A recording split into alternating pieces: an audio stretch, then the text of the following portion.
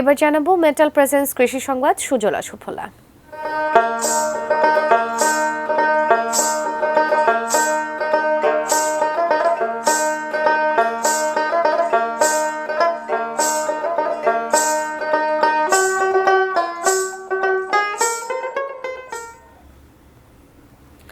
বস্তায় আদা চাষে আগ্রহী হয়ে উঠেছেন পাবনার চাটমোহর উপজেলার কৃষকরা। স্বল্প খরচে লাভ বেশি হওয়ায় বাড়ছে সম্ভাবনাময় ফসলটির বাণিজ্যিক চাষের পরিসর। মিলন মাহমুদের ক্যামেরায় পাবনা থেকে রিজভি জয়ের প্রতিবেদন। পাবনার চাটমোহর উপজেলার সাইকোলা গ্রামের কৃষক আতিকুর রহমান ইউটিউবে দেখে বস্তায় আদা চাষে আগ্রহী হন। দিনাজপুর থেকে থাইল্যান্ডের বীজ আদা সংগ্রহ করেন। ৩০০ বস্তায় মাটি সার দিয়ে তাতে বীজ রোপণ করেন বাড়ির পাশে পরিত্যক্ত জায়গায়। ৩ মাসে গাছগুলো বেড়ে উঠেছে। কোনো ঝামেলা ছাড়াই অল্প জমিতে অল্প খরচে লাখ টাকা আয়ের স্বপ্ন দেখছেন আতিকুর।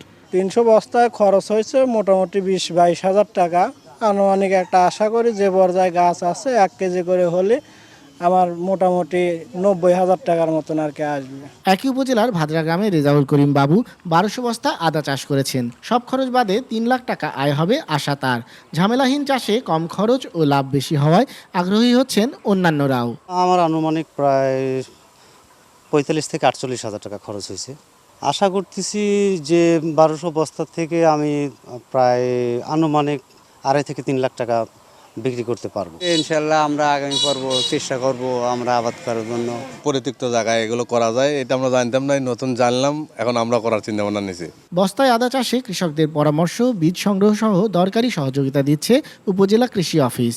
বাজার মূল্য প্রায় ৩০০ টাকা ৩৫০ টাকার উপরে কেজি, এবং এই আদাটা চাষ করার ফলে আমরা মনে করছি যে কৃষক বেশ লাভবান হবে এবং আমরা বিভিন্নভাবে তাদেরকে পাশে থেকে পরামর্শ দিয়ে যাচ্ছি। উপজেলা কৃষি অফিসের তথ্য মতে চলতি মৌসুমে চাটমোহর উপজেলায় ১০,০০০ বস্তায় আদা চাষ হয়েছে। রিজভি জয়, এটিএন নিউজ, পাবনা।